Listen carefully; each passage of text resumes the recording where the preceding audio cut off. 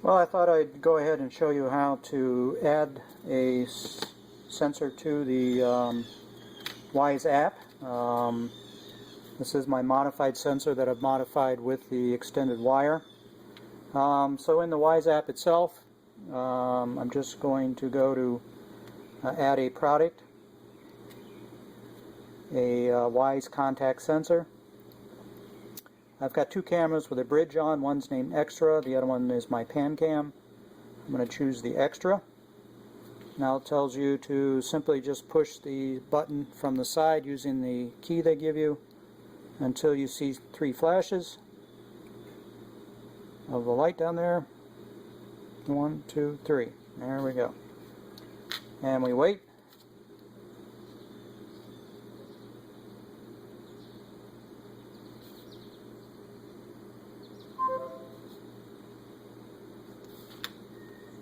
And we have it asking for a name. So I'm going to just put test.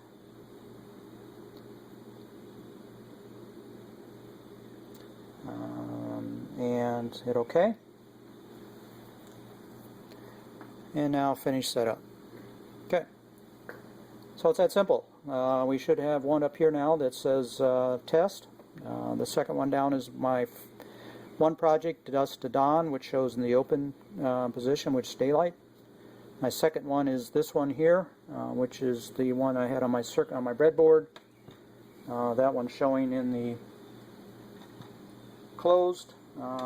Should show open once I give it some daylight. That's going to work. I pulled a wire loose. I'll worry about that one later. I also have one on my garage door. It shows garage door. It's open. Newspaper is closed. That is my newspaper box. My mailbox is closed, and the door on the mailbox is also closed. So those are all my sensors I have currently set up that I'm utilizing.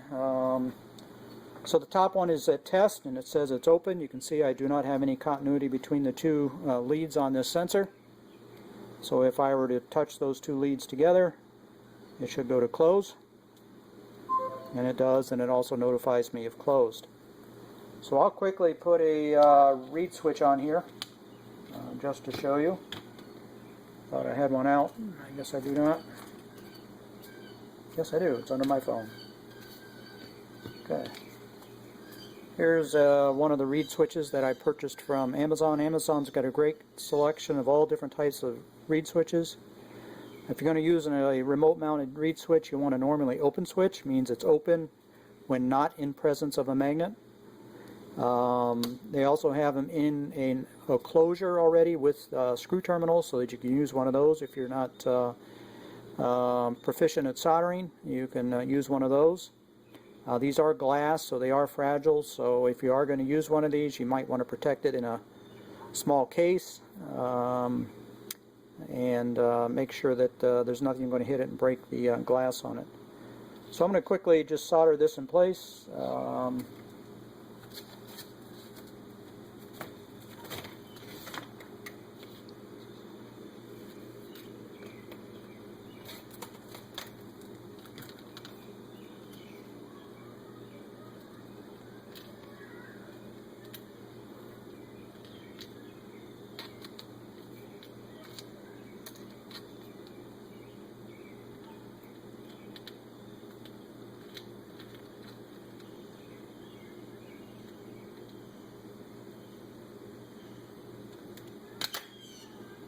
Okay. Now I have a reed switch at the end of my sensor now, my extended sensor. So now it's showing open here on my phone, and then when it comes in proximity of a magnet, it ought to go to close, which it did.